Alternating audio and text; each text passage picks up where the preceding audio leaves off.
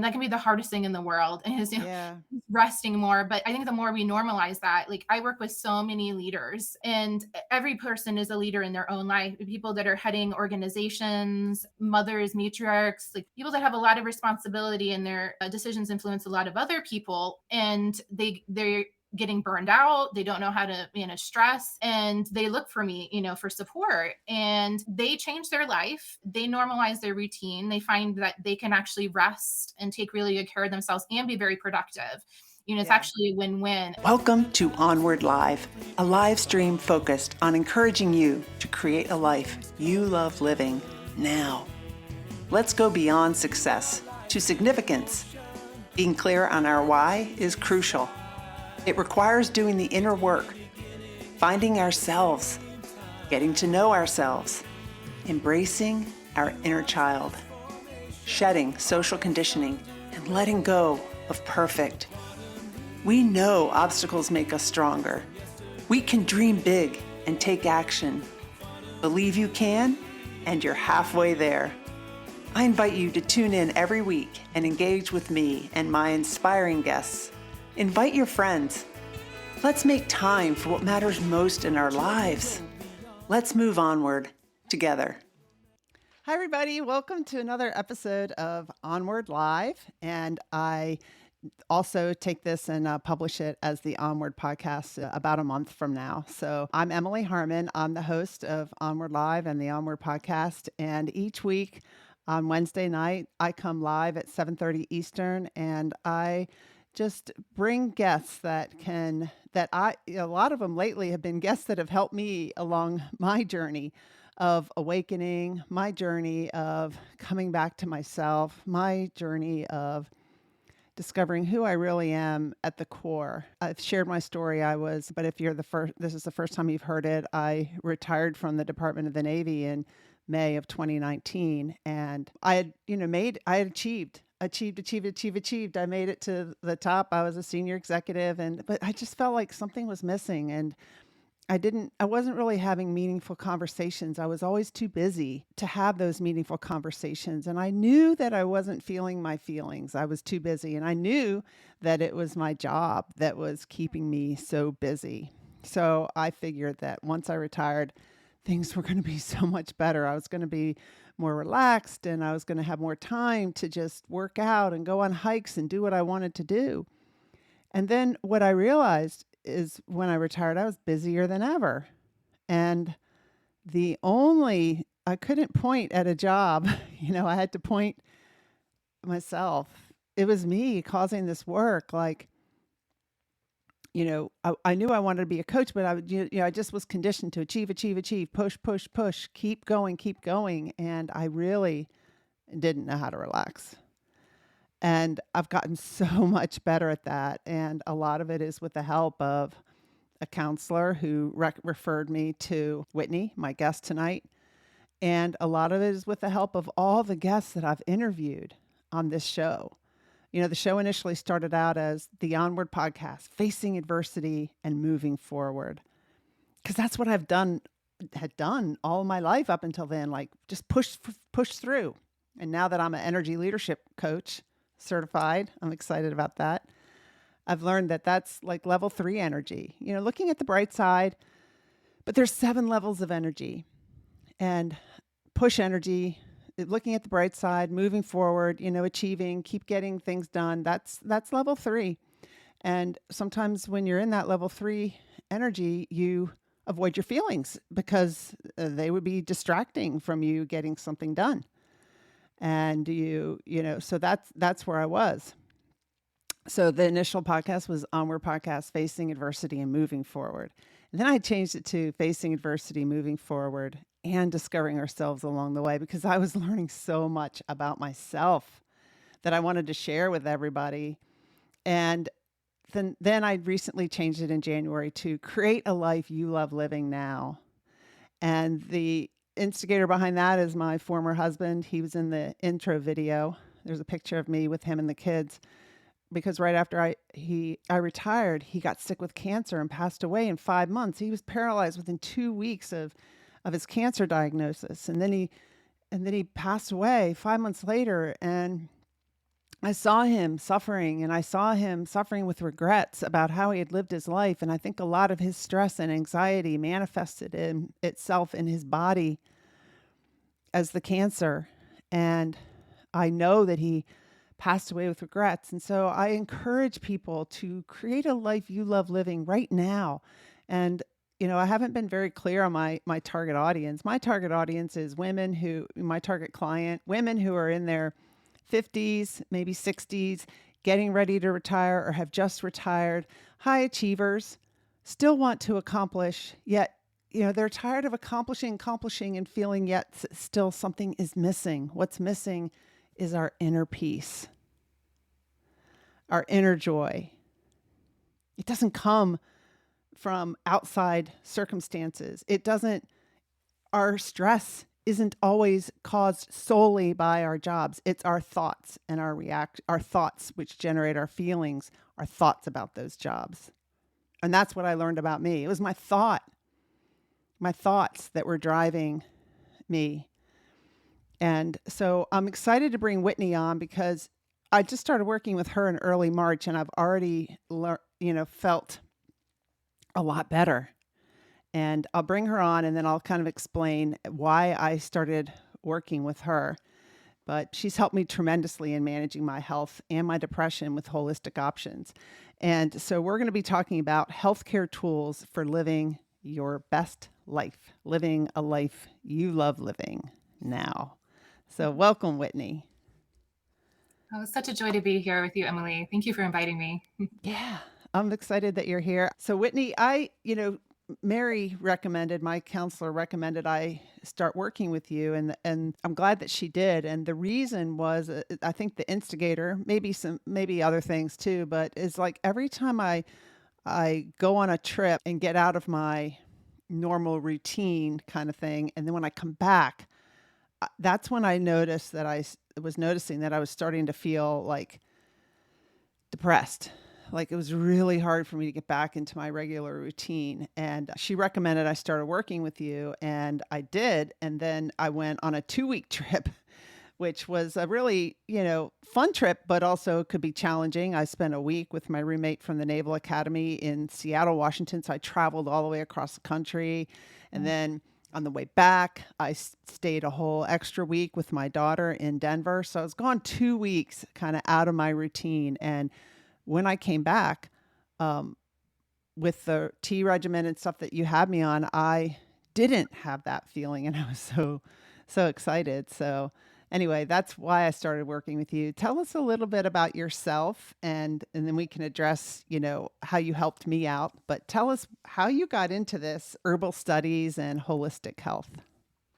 Yes. So I am tuning in from Massanutten Mountain, and it's a local buffalo mountain in the Shenandoah Valley. And I have been interested in holistic health for so long. I really didn't have a lot of great options when I was growing up, though. And it wasn't until I lived in Santa Fe for a few years, which is like one of these centers for holistic health in the country. There's lots of acupuncture, massage schools there. It's just very normalized to receive professional holistic health services all the time. But that was not my norm before that. And I've also gone through a lot of my own personal health struggles. And I found that holistic therapies have really worked for me.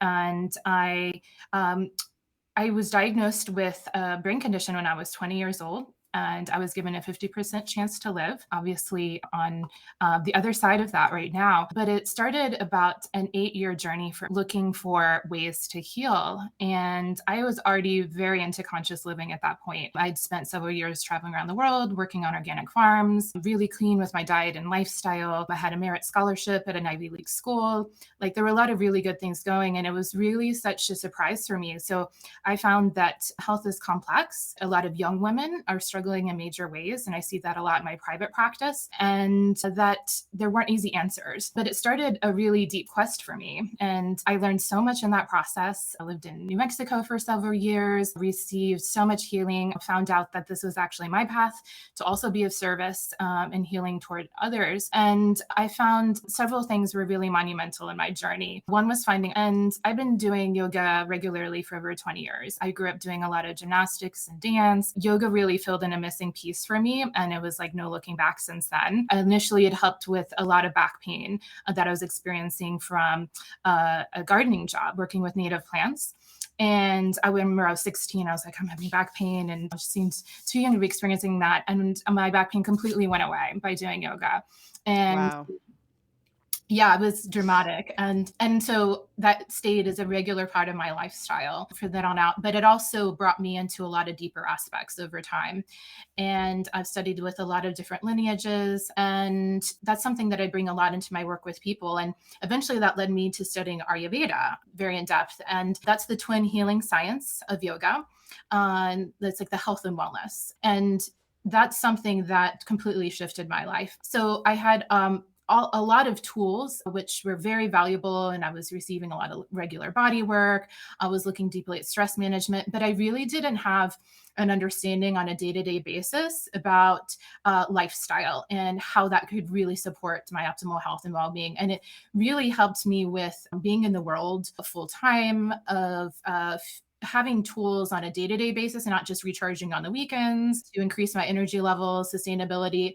And then I opened a private healing arts practice over 6.5 years ago. It's been my full-time job since then. That's what led me to you and so many women. And I found in the first year of my practice, there was just this gaping need for hormonal balance for the female body, and that so many women are falling through the cracks. And I myself, as part of my own healing journey, was diagnosed with Hashimoto's, an autoimmune condition. And I don't know how many years, that I fell under the radar. But once I knew that it was going on, and I have this amazing holistic healthcare team, and I still, rely on them very much as I do this for other people. And I was able to reverse it in 1 year, 100% naturally. So I've been through it, and I share those tools with other women, but also so many women approach me, just have been trying for years and years and really struggling and still feeling like they weren't getting the results that they were looking for, like greater balance and ease in their body, higher energy levels, ways to deal with anxiety and depression, and looking at more clarity, for their life purpose and just feeling like more fulfilled. So I found it's a very complex issue without easy answers. And, I have best friends that are MDs, nurse practitioners, acupuncturists. Everything I do is 100% natural and holistic, and I'm a clinical herbalist. And so I have a very integrated approach. I take each person where they're at. They choose their healthcare team. I have a very non-competitive approach, and I just join in and I fill in with any missing pieces that can support their highest health and well-being. And you were referred to me by a counselor, yoga therapist, and you enrolled for one of my 6-month programs. And that's my main offering for women like you and at any time in their life. And I do a really in-depth customized health intake. Very in depth. Yeah, which is awesome. So yeah, that sets the tone. I learned so much about you on an individual level. So, there's, a million things that we could do. And, there's internet medicine. You can learn about, anything you want to in a general sense. And a lot of it can be very helpful, but a lot of women still also feel stuck knowing whether it's the right choice for them and whether it's safe, is it the right timing? And that's why I have such a customized approach, because there just are a lot of things that can't be recommended in a general sense, especially when it comes to herbs. Mm-hmm. And, I had been started on fluoxetine, which is, I think, one of the names for Prozac or something. I had been started on that by my OBGYN when I was probably, I don't know, in my 40s sometime. And she said it was like perimenopause. That was, I was just really stressed. Well, I had a lot of things going on in my life too, with my kids and things like that, and work, and, didn't have the skills to, in some cases, handle a lot of the stressful things that I was undergoing. And so, when I took that pill, 20 milligrams, it really took the edge off. But then and I had been on it even up until when I retired. So probably, I don't know, 15 or more years, probably more, to 20. And I wanted to start coming off of it because Mary, my counselor, had said how that prohibits you from feeling your feelings. And so remember at the beginning of the show, I said, I knew I wasn't really feeling my feelings. And so I guess it kind of levels you off, and you don't really have any highs and lows. You just kind of stay stable. But it's also like taking a pill that I don't even know what's in it. And I wanted to come off of it. And so now I'm down to 10 milligrams. And we talk tomorrow, but I'm not ready to come down further yet, I don't think. But anyway, what the herbal teas and some of the other things that you gave me, which we can talk about, are really helping as well. Can you explain like how those help? And is that an area, because I think that's an area that you help women in quite a bit, right? That coming off that medicine. Yeah, well, I take each woman where they're at. Some of them will approach me at a very different place in their life, looking for other choices and options. And I'll be the first person to recommend somebody stay on something and to get lots of lab work. I think that's very valuable. And I cross refer all the time. And so I only do that process when somebody's working with a prescribing physician. Yeah. We work together as a team and everybody's on board at the same time. And a lot of times people, there's very high benefits to something like that in that time of your life. It was the perfect medicine. However, you're at a very different place in your life. And sometimes that can have negative side effects over a long period of time. And that's something that a lot of people are looking to avoid. They're looking for safer long-term options and also might be ready at a different place in their life to explore what it's like to not have that veil, to go deeper with their emotions. Typically, people have done a lot of inner transformational work when they get to that place. And so they really aren't the same person anymore. And they're just a lot more stable in a lot of ways. So provide a lot of foundational holistic nutrition recommendations. And like for you, like, your blood sugar balance, even though you were super conscious with healthy eating and, cooking all your own foods. And a lot of my people start out at a very advanced level, and you did for sure.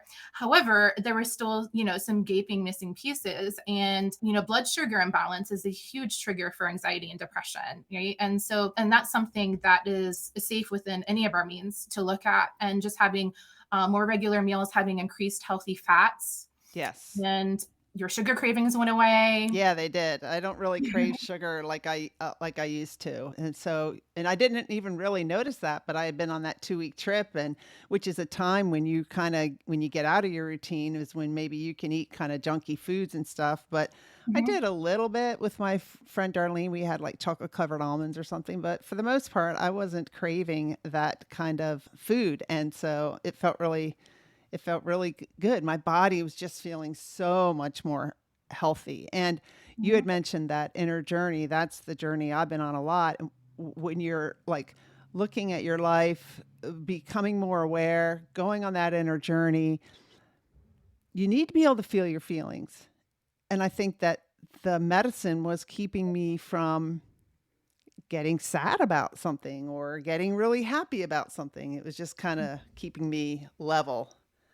So now at where I am now with the 10, I definitely feel my feelings and I want to get off of it, but it's something that, you kind of go off of it really slowly. So yeah. So the tea that you recommended for me, did I show you this? That I keep it in this jar that my mom made, and that's where the tea is that you recommended. She made this nice little jar for me, and then you gave me. And then I told her, well, it would be nice to have a spoon. So she made me another one, and it has where I can keep my spoon. This is for that heart powder stuff that you gave me. So I just wanted to share that. My mom's always making such awesome pottery for me. I love that. That's super special. And yeah, I'm a former potter, so definitely appreciate that. And you're looking at herbal blends. So I think for most people, it's just normalizing that more as part of our daily routines, and it's all herbalist about this being the people's medicine. And there's so much medicine growing in our backyard. So, and you know how strict I am about sourcing, that everything is sustainably sourced, wildcrafted. There's no harm done in the whole process. And we're taking things that have the ability to grow again and be in a reciprocal relationship. And so if we're getting really high quality, fresh, high vibration herbs, then we're bringing nature's whole medicine, and we're infusing it. And there's just so many gifts. It's endless, within nature. And with herbal medicine, I find, within industrialized countries, it's a trend that's changing, but the US is really at, the bottom as far as accessibility of herbal medicine. And education. And so, places like the UK, it's completely normalized. There are botanical colleges there that were never forced to close. And so these things are changing a lot, but I think a lot of people have a fear of taking herbs herbs or don't take it in high enough amounts for a long enough period of time to get optimal benefit. There's just a lot of reasons why people might be reticent to embracing that. And always very, very important to be very safe and use common sense and work with a practitioner. But there's a lot of things that we can do in a short amount of time, to learn about, home first aid remedies and teas we can drink on a daily basis. And what I do with people like you, when we're looking at a more longer in-depth program, after doing, an extensive comprehensive intake, I'll make custom herbal formulas. And for you, you've been taking enough to last for 6 months. And, I recess along the way. I'm checking in with you to see how you're feeling. It's extremely rare that there are drug herbal interactions, but it is possible. And so I just also run by everything you're currently taking just to make sure everything is very safe and appropriate. And, that can just make such a big difference. It's just a great ally. Life is hard. Yeah. Health and herbs can really make a huge difference. So yeah, you've been on a tea blend, a custom powder blend, and also a flower essence blend. Yes. Yeah, these drops that I put under my tongue, flower essence, and yeah, I love them in a pretty blue bottle. What do all those things What do all those things do for me? Mm-hmm. What can they do for somebody? Oh, okay. Well, we need several hours. Well, okay, at a top level, what do they do? So I'm drinking the tea too out of a mug that my mom gave me. Oh, that's so beautiful. We'll have to talk more about pottery. So when we're looking at the hundreds and hundreds of herbs that are in our herbal pharmacopoeia, we're also looking at a lot of different lineages, where the herbs are sourced, how they were grown. And so, a very common herb that's in a lot of people's backyards now, dandelion. A lot of people think it's a weed. It's actually a very powerful medicine. It's really good for female hormonal balance, and it's very supportive for the liver. It has a hepatic protective action. And that's something you can, dig up and twist the roots and make a tea out of it. And it's Cool. Amazing medicine. So there's so many things like that we don't realize it's actually a lot closer than we may realize. Now, there's a lot of herbs that have long-standing clinical use, like ones that you're on, like Brahmi, hawthorn, guduchi, ashwagandha, ginger. These have been used in a lot of herbal medicine traditions for a very long time, thousands of years. And so we can just acknowledge that these are evidence-based systems. Mm-hmm. And I like to combine both traditional cultural wisdom with modern health research. Let's bring the best of both of those worlds together. And with herbs, we're looking at what do you need to balance your system right now? And so there could be hundreds of herbs that could help you for one condition. And there's tons of herbal sedatives, for insomnia. That's a huge issue that I see. A lot of people struggle with sleep issues. There's more mild or severe. And I make custom herbal remedies all the time for pregnant women. And so we know that there are a lot of gentle herbs that are safe for that delicate time. And so, no matter where you are in your life, there's herbs that are for you. Yeah, it's just a matter of connecting the dots. What about for menopause? Mm-hmm. Yes. So I work with a lot of women that time of life, and things can dramatically shift and you might just feel like you have a very different body. And so a lot of hormonal normalizers are very helpful. In India, shatavari is food and medicine that women take, and it pretty much neutralizes negative side effects around menopause. They just don't have the same rate of incidence we have here. So that's a really lovely one. And you can add that to food. You can make that as a tea. I just made a shatavari latte yesterday with almond milk, dates, cardamom, cinnamon, saffron, a bit of nutmeg, blended it up with a 1/4 teaspoon of shatavari. It was so delicious. So that's just a simple, you can, put your medicinal herbs into food. And we've been having our sessions over Zoom, and I think we meet again tomorrow, but my next session, I'm coming out there. Yeah. So I have an in-person place with my apothecary, and we can meet out in the woods. I have, some private nature setting places. I also meet all over the country and world on Zoom. I've been doing that a long time before COVID, but especially over the past couple of years. There's also a rasa tea that I recommend a lot. So there's so much. And again, I'm just talking in a general way, this evening. Yeah. And there might be specific things for every person that's listening that might be more helpful for their unique system. Right? But usually when people are running into complications around menopause, there's been a lot of stress for a long time leading up to that. And the kidney and adrenal organs have just been taxed for a long time, and they start to take on more of the functioning of some of our other reproductive organs. That's just the design. That's what happens. It's the natural process that we don't have to demonize it. But if the kidney and adrenal organs are in really good condition, then it's going to be a smooth transition. So we want to look at reducing stress on all levels. We also want to look at building up the kidney adrenal functioning. If there's been any, history of fatigue or weakness, and also we want to look at what are the long-term goals for that person too. Where are they looking to go? They're still working full time. Do they have a more relaxed schedule? And we just want to make sure that things are really practical that can work for them where they are in their life. And it doesn't matter where a person is, you can always do something. So on a lifestyle level, stress management for sure. We also want to look at buffering up the first layer of tissue that's nourished after we eat food, which we call in Ayurveda the rasa layer, plasma layer.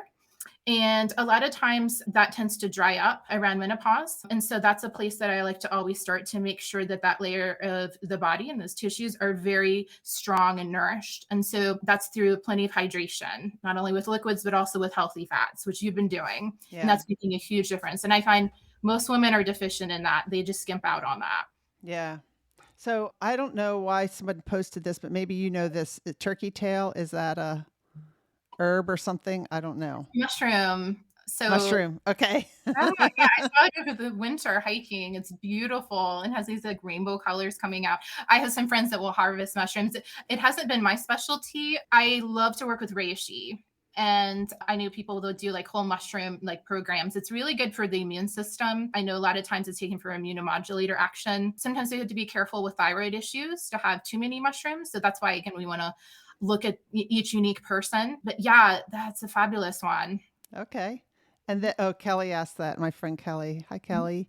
And then Elizabeth is asking, what about migraines? Yes. A lot of women struggle with that. And that's something that can show up with classic hormonal imbalances. So PMS symptoms, a rocky menopause road. And just like if you had a problem with your car and you went to the mechanic, there could be 20 or 30 different things, that could be at the root of the same problem. It's similar with migraines. So what's going on for you, there might be 20 or 30 different reasons why somebody has them. As a whole, though, being deficient in blood, making sure your person's not anemic. And I recommend somebody get lab testing for that, because that can show up especially around heavy bleeding, like situational anemia. Too much stress, not having enough juicy yin hormones. If we're deficient in progesterone, that causes a whole host of complications. And there are whole herbs that can help with that hormonal normalizer action, like shatavari, also chaste tree berry, and dong quai. There's several that can, help in that regard if there is a deficiency, but that can trigger migraines. Dehydration is a big one too, making sure somebody has plenty of water and liquids. MSG is another one, which unfortunately is added into a lot of ingredients, even the natural ones. In the States, you have to really dig carefully to make sure that's not added in. Sometimes just removing that from the diet can make a huge difference.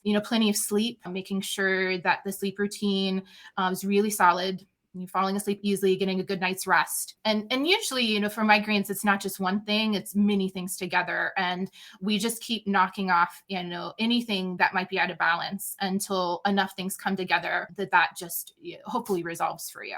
Yeah. Wow. So, someone said MSG, the natural flavor. Yes, yeah. It's natural. So you read the product ingredients and it says natural flavors and you think it's natural and it's actually just a cheap disguise for MSG. Yeah. Yeah. So thank you all for tuning in. I see Gracie Ruth is here and Ligia is here from Costa Rica. So yeah. And then Elizabeth said migraines more due to weather changes and smells. Mm-hmm. Yeah, I know. I have a history of horrible migraines, and I worked as a Johns Hopkins neurologist for a while. And there's one that has a great book of like Heal Your Headache 1, 2, 3. That's a nice resource. I found for my own unique system that I have to be really strict with, and I don't do anything that is really synthetic as far as cleaners in my house. All the essential oils that I do with aromatherapy are 100% wildcrafted or organic, also fair trade, sustainably sourced, just removing a lot of those triggers. I have a really good friend that, can walk by like a synthetic fragrance store and immediately gets a migraine. So yeah, sometimes just avoiding those things, but try to minimize as much as you can in your house. Also, the changes in barometric pressure, when a rainstorm starts to come on, I know you can start to, get a migraine. But usually, again, it's not just that one factor. It's like many of those things, and it's compounded together. So there's some things we can control, some things we can't. We can't control the weather. We can control other things. So if we can decrease those other things below your threshold, then we decrease the likelihood of a rainstorm triggering a migraine. Yeah. Awesome. Great questions. Let's see if there's another one. Yeah. We've got Dr. Alexandria Rosa tuning in from Ohio. Hello. Hi. And then I was wondering, like, why is it that this kind of natural herbal remedies, these kinds of remedies, are not as prevalent in the United States as they are in other areas? What's your opinion on that? Yes, that's a great question. Well, born and raised American, very loyal. And, I come from a long lineage of veterans. Both fathers, were in World War II. And so it's out of so much love for wanting the very best for everybody. And just noticing that sometimes there's things that have happened where people haven't really cared as much about health and well-being, because if they did, then, certain things wouldn't have happened, but they did. And we kind of have to acknowledge that history. And like, there was a time when breastfeeding was recommended to be avoided. And we know now that's just been completely debunked. A lot of that was like, when profit is more of a concern over health. Yeah. But, sometimes we just don't have enough information, or people try things because they think it'll be helpful, whatever that may be. But there's just a much lower usage of herbal medicine, actually outlawed. There were all the early pharmacists in the US were herbalists. And you could look at that, in all the historical texts. And we're looking at hundreds of years of herbal medicine, and all settlers 100% relied on herbal medicine to survive, because that's what all indigenous people practiced and offered here. So it's really much the medicine of this land, and it's still here, and it's still alive and well. And I think it's just a matter of accepting with integrity and respect that we can still apply the medicine that's still living here. Yeah. And I mean, like, all right, you've got a long list of training in this area. Just so many different things, and you're very detailed. And so there's a lot of, I know that you put a lot of thought and education and training into everything that you do for your clients. It's clear. It's clear in the debrief, in the first initial intake session, all the detailed questions that you ask, and all the things that we go over. I see you also have a certification in Reiki. I interviewed somebody recently about Reiki, and I've started doing that. And so like that's why I bring in all these different people, because it's like Reiki, yoga, all these things that I never really learned about that much when I was too busy. Yeah. Yeah, I mean, we can stay on the busy train for a long time and not know how to get off. And that's a huge thing for taproot hormonal imbalances. It is learning how to turn off the stress triggers. And then there's healthy stress. We need but when it's too much and becomes toxic over a long period of time, that can actually be harmful to us. Yeah. And that's huge for women. It always comes up. We always have to look at, okay, what is really the stress about? Let's keep pulling back the layers and going back to the origin. And that can look very different for every woman, but definitely overwork. That just never creates a good situation in the long term. So just giving more permission to rest, and having family and work cultures that really support that, it makes a huge difference. Knowing people really love and care about you, positive socialization. So yeah, everybody here is welcome to contact me and apply for a complimentary breakthrough session to see if I'd be a good fit to work with you one-on-one. And occasionally I do group programs and workshops as well. So yeah, feel free to be in touch, and we can just, meet for an hour or so and just find if this is, something that would be appropriate for you. And, with herbal medicine and what the benefits that you've gotten is that you've been doing it regularly over a long period of time. And, within a month, your energy levels increased dramatically, and your resistance to stress. And we were targeting those things. That's what they should do over time. Not to say that it always will work for everybody, not at all, but for you it did. And, there's a saying in Ayurveda that what works for one person might be the complete opposite for the next. And there's also another saying that everything works for somebody, but nothing works for everybody. So we also have to learn how our bodies change over time and throughout the year. Also, hence, 4 seasons harmony. What we do to take care of ourselves in the summer might be completely different in the winter. And it's not that it's good or bad, it's just applying the right choices in medicine and the right timing. So more cooling foods would be very helpful and appropriate, like cilantro and coconut and watermelon in the thick of the summer heat. And there's a lot of lifestyle practices that can help with that. And in the middle of the winter, when it's so cold, we want more heating foods, internally, and heating spices and herbs, things like cloves, cinnamon, ginger, things that really warm up the system. And then we also look at a person's constitution, in relation to the season. So it's not like health is always static or we make all the same choices all the time. It's about, this dance and really honoring ourselves, getting to know ourselves really well, and just owning what works for us. Yeah, honoring ourselves and knowing ourselves well. This hasn't been the best week for me, and I think that it's like a combination of a whole bunch of things that have happened. One is I stubbed my toe and my whole foot is swollen, and and so there's pain there. And then I started getting pain in my hip from boxing, so I went to a chiropractor today, and I definitely feel better. But when I have all that pain, it takes away from my ability, my wanting to, concentrate on some of the tasks that I need to do. And then I think the pollen too, all of that combined is just like, this has been a tiring week for me. And I don't know, maybe also because I turned 59 on Monday. It's just a combination of a bunch of things, and then emotions come up. And so one thing I've did today is just give myself a friggin' break, which is not something I've always done. And, just relaxed and made my tea and not tried to accomplish. And it felt good. And that in the past is something that has been very hard for me to do. I would have, probably just kind of pushed through it, or had like negative thoughts about like, I should be able to keep going. Or, I had trouble meditating, and I was talking to Mary, my counselor, and she's like, thanks, Nikita. And she's like, well, when you're trying to sit there and meditate, but then your foot hurts and your hip hurts and stuff like that, it takes away, your attention from that. So anyway, I just wanted to share that. And what do you recommend when someone's doing pretty well and then has a period like that of time? Yeah, well, first and foremost, I'm really sorry that happened. That doesn't sound like any fun. And you're mending very quickly. Also, you are not alone. This always happens. And this is why I've set up longer term programs. It's just people get the best results for making a commitment and going through all of the ebbs and flows, that we all experience. And it's not a matter of if we're going to have more challenges, it's a matter of when. Yeah. And, and we can all probably relate to that, right? And COVID definitely brought this to the forefront. And I found so many people reaching out. This is like lives were turned upside down. Some people had a strong health foundation, were able to go through more smoothly, but so many people struggled so much. I'm just looking for a reset and looking to reconnect. And also it's almost like a rebirthing.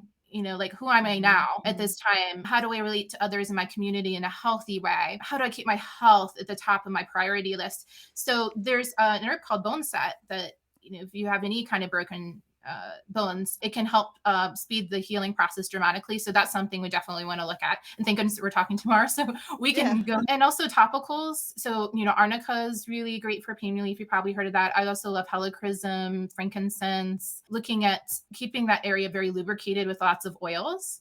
That always helps with wound healing. There's compresses and poultices that are very easy to make. And if just depending on the type of, skin wound healing that needs to happen, we might do that a couple of times a day, or you can go to sleep with a tea that you've made that then turns into some kind of compress. Also, resting is one of the very best things you can do, after an injury. And that can be the hardest thing in the world, is resting more. But I think the more we normalize that, like, I work with so many leaders, and every person is a leader in their own life. People that are heading organizations, mothers, matriarchs, like people that have a lot of responsibility, and their decisions influence a lot of other people. And getting burned out. They don't know how to manage stress, and they look for me, for support, and they change their life. They normalize their routine. They find that they can actually rest and take really good care of themselves and be very productive. It's actually a win-win. And sometimes I think it was like, the more we do externally, the more productive we can be. But that has a shelf life to it, right? Yeah. That's just a short-term solution to get by. It's more of a survivalistic type of mode. But if we have more of a thriving type of mentality, yes, there is space to take really good care of ourselves.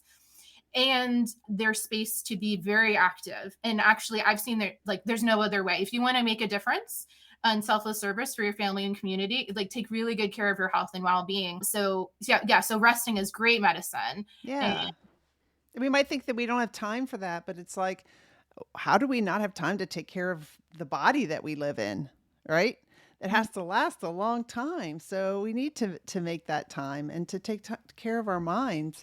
Let's see. Donjette posted a little comment here when you were talking about the foods, and Southerners practice natural holistic medicine, polk salad, fresh homegrown fruits and veggies raised with no pesticides. So yeah, no pesticides is, sometimes hard to find, but it's important to make that decision. Like, my mom will not buy strawberries unless they're grown organically, because I guess that's the number one fruit where all the pesticides stick to it and stuff, right? For strawberries is a bad one, is what I understand. But okay, so if you're into the herbal medicines and stuff, what about marijuana? What are your thoughts of that? That's a super popular question. And there's actually an entire major at my university. I'm just finishing a Master's of Science in Clinical Herbal Medicine from the Maryland University of Integrative Health. And there's a whole degree now on cannabis. So it's huge. And we have a really good family friend that's been doing that full time for a while. It's not my specialty per se. I definitely know about CBD topical oils. I was just working with a woman this past week. It's one of the very best things that she does for her peripheral neuropathy pain, and it can really help with sleep in the evening. So there's a lot of medicinal benefits with the oil. I work more with CBD. It can also help me with glaucoma, a lot of health conditions. And that's why, it's been very highly prized in that way. However, there's a lot of other anti-inflammatories. And, in my scope of practice as a clinical herbalist, there's lots of other choices as well. And sometimes those are overlooked, I find, just because it's very popular right now. I see. Okay. So is that something you're going to start working with, or? Yeah, one of my clients has been trying to get me to go down the road to where her son works at this beautiful organic, a cannabis dispensary. And it's something that, I've seen the entire time. People have been taking this for years and years. It's more so finding a high quality source that's reasonable. Usually other anti-inflammatories I find are much more reasonable. So a lot of times it's just been a cost thing, but they're great. And something that, I definitely agree is wonderful. I like combinations of herbs a lot, I love formulas. So it's the synergistic effect of blending herbs together, 1 + 1 = 10. That's how it goes a lot of times. So, topical CBD, I'm yes, and let's add frankincense and helichrysum, lavender. Let's just get it all going on.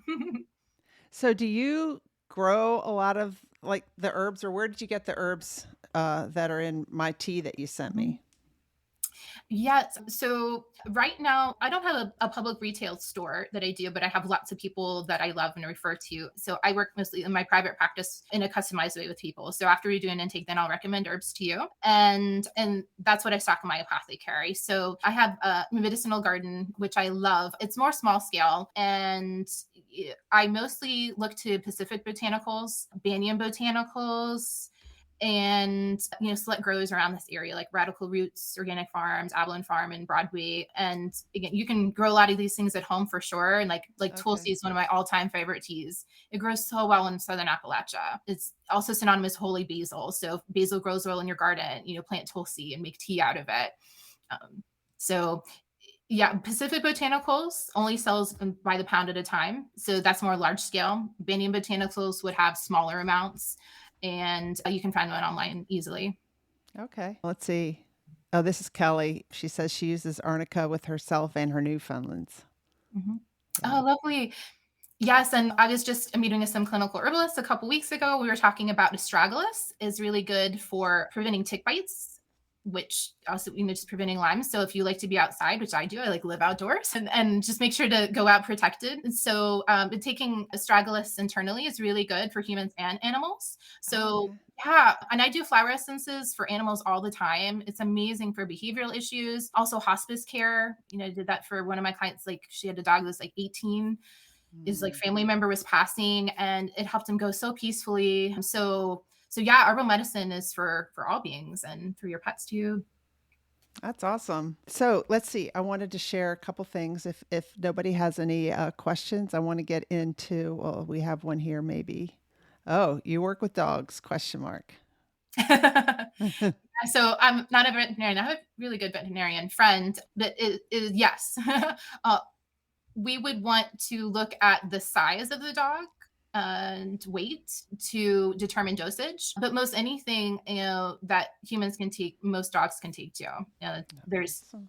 Yeah. Same thing with children too, with pediatric dosing. I like to teach all of my families, it's like, okay, if you learn basic tools about how to take herbal medicine safely, you can extend that to everybody in your life, and including pets. And there's a few things we have to keep in mind for safety, with children and infants. However, it's mostly finding out the correct dosage, and it's just finding out the weight, size, and then just reducing it so in its appropriate amount. And then people can feel a lot more confident.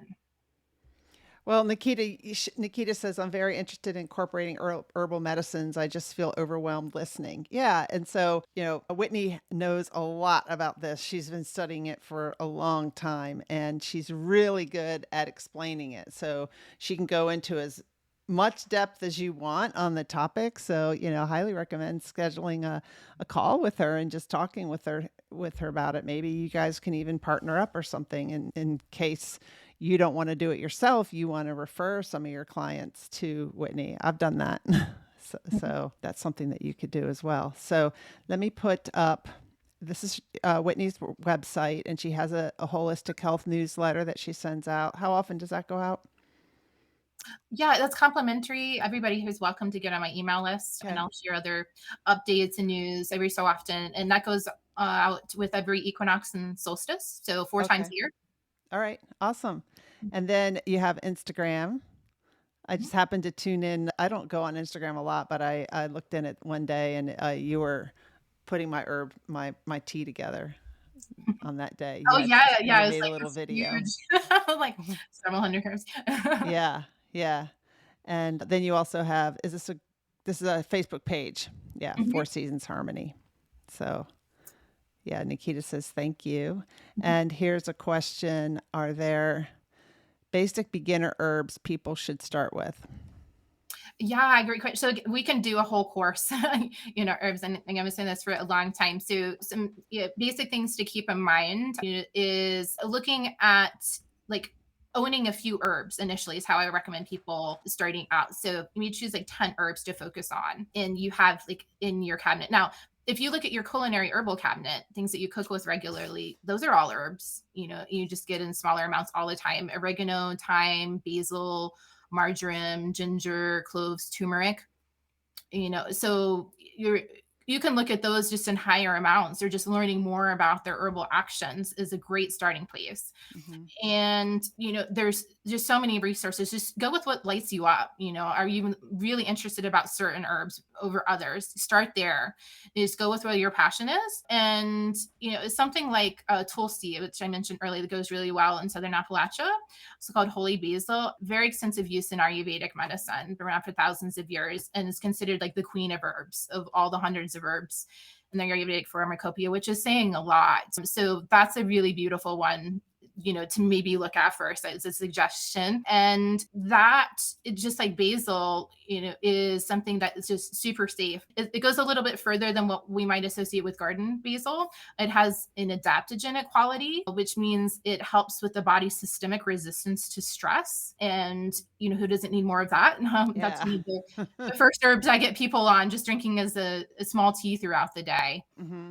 And Yeah. And let me know if you have any questions, but again, make sure your quality sourcing is really high. I have dozens of other companies too. Emily asked me for a couple of ideas, but I know many, many, many others. But whatever you're living, go talk to the local farmers at the market, see what's available there, what's accessible, and just make sure they're not using any sprays or chemicals, that movement is starting to thin out more for sure. Just make sure they're, treated really well. And you can just make a simple tea to start off with. I was going to give a Rasa tea recipe because you're asking about menopause. This could be true for a lot of different herbs as a baseline. So, and anybody who wants to email me, I can share, simple infusion and decoction recipe. So, if you're looking at tea bags, usually you want to have like 3 tea bags together to have more of a therapeutic dose. So that's usually about 5 grams a day. That's on the way low end. And so if you have a kitchen scale, you can measure your own herbs. So if you took thyme, for example, I made a thyme tea the other day. I mixed some other things in with it, marshmallow root, wild cherry bark. And you just measure it about 5 grams, in that kitchen scale. And then you can put it in a little muslin bag or a tea ball, something like that. And you just pour hot water over it and make sure it's always covered and let it steep. Boom, you're good to go. You can do that with so many different herbs. Now, it's something that is harder, like roots, berries, or bark. You want to make a decoction, which means you just want to simmer it, on the stove in water. Very simple to do, but you won't get the medicine if you just pour water over it, like flowers or leaves or aerial parts of herbs. And so you can just take like a tablespoon of a berry like schizandra or astragalus root, and then pour some water over it and let it boil, 5-15 minutes, and keep it covered the whole time and let it sit. And then that's going to be better medicine. So there's different ways we suggest to taking different herbs with different, like various menstruums. Sometimes it's water, sometimes it's alcohol, sometimes it's a mixture of both. So every plant is just so unique. And that's the beauty of botanical medicine. It's like you're learning about nature, and you're learning about how much one single plant can offer you. So that's amazing. I could go on for hours, but I just went today. I had mentioned to you that someone just says, I think it's Kelly. I love this woman. Yay. I knew you guys would. That's why I brought Whitney on. So, hi, Bill. Thanks for joining. We were just talking about herbs and about holistic health. We're just wrapping up, but thank you for joining us, Bill. So I just went today to the Blackburn Inn to talk to them about having a retreat probably in August or September. And so they're putting some pricing together. And I had talked to you, Whitney, about maybe having you come down for an hour or two just to give a session. Maybe we could, the place that I'm doing the retreat has a little kitchen. So maybe we could make a tea or, something like that. That would be fun.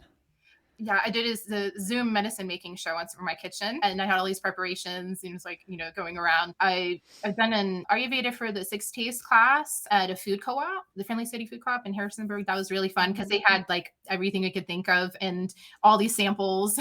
Nice. Of all the different tastes, and did a children's herbal first aid class, and I brought along samples and things everybody could take home. So cool. I find herbal medicine a lot of times, another benefit is just you get the sensorial experience of herbs. I mean, I just light up every time I get an herbal shipment, and I'm like, I'm smelling the rose petals, and it just smells amazing. So just love all parts of the process, and just like having that experience will help your learning too. So it's not just, a theory or philosophy. Yeah. Well, thank you so much for being my guest tonight, Whitney. I really enjoyed this interview, and I look forward to my session with you tomorrow. I'm just posting up here how to get to you on Instagram at Whitney 4 Seasons Harmony. And here's your website, fourseasonsharmony.com. And you can learn a lot more about Whitney there, and you can reach out to her. And if you hopefully you'll schedule a time to meet with her, you will learn a lot for sure. Mm-hmm. So. Yes. Thank you so much, Emily. This is such a joy. And it's great to meet everybody here through the ethers. Please keep in touch. And I was just going to follow up briefly because I said I would give the Rasa tea recipe. If you were tuning in, this is a great menopause tea. It's great for other things. 1 tablespoon fenugreek or serpulary elm, 1 tablespoon flax, 1 tablespoon fennel, and 1 tablespoon marshmallow root. Where do you get, we could go on, have another show. Like, where do you get marshmallow root, and where do you get the other thing that you mentioned at the beginning? Yeah, Pacific Botanicals. Okay. your local food co-op. If you have an apothecary close by, go check them out, see what they have in stock. I know there's one in Sperryville, Virginia, Charlottesville. But anyway, I just wanted to specifically give that recipe if you were waiting for that, because I said I would, and just use a quart of water over that. But yeah, thank you so much, Emily, and I look forward to seeing you tomorrow. Yeah, thank you. Thank you, everybody that watched and joined in the conversation. It's always exciting when you do a live and you have people there watching and joining in. And if you have a particular topic you want me to cover in an upcoming episode, just message me. Let me know. I appreciate everybody that watches. Onward Live is sponsored by Emily Harman Coaching and Consulting. Visit my website, emilyharman.com, to learn more about me and my coaching programs. I'd love to help you create a life you love living. Remember, every adversity is our own personal university. Sometimes the lessons are difficult, and we must learn from our experiences. Vulnerability is your superpower. You are lovable and worthy. And we discuss these topics and more because professional is personal. Thank you for joining us and engaging with me and my guest,